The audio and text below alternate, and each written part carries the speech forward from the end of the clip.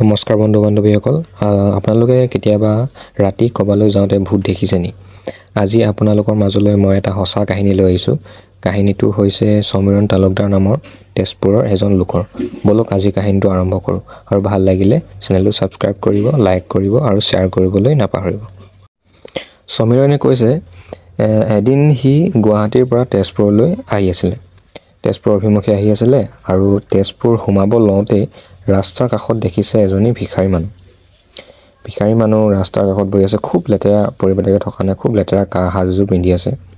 আৰু হি দেখি খুব তাৰ মানে মানুহজন দেখি খুব বেয়া লাগিলে আৰু বাইকখন সেই মানুহজনৰ ওচৰত ৰখাই সুধিলে যে বাইদেউ আপুনি কিয় বহি আছে আপোনাক কিবা সহায় লাগিব নেকি আপোনাক কিবা এটা মই দিওঁ সহায় কৰোঁ কি হ'ল কওকচোন এনে ক'লে সেই মাত শুনি মানে মানুহজনে তাৰ কথা শুনি একো উত্তৰ নিদিলে বহি আছে বছ নিজৰ মতে বহি আছে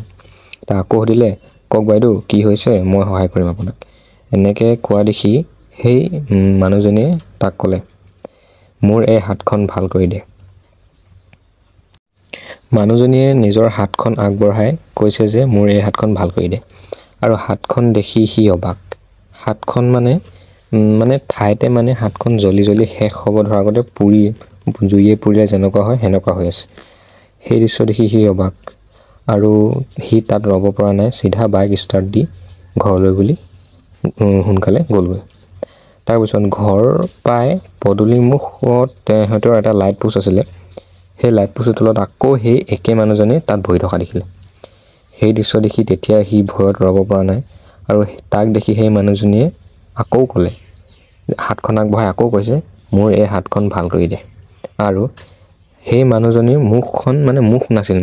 মুখখন উৰণি লৈ আছিল উৰণিৰ তলত একো নাই খালী একদম ৰঙা দুটা চকু আৰু মুখ নাই সেই মুখ নথকাৰ পৰাই এটা মাত আহিছে মোৰ এই হাতখন ভাল কৰি দে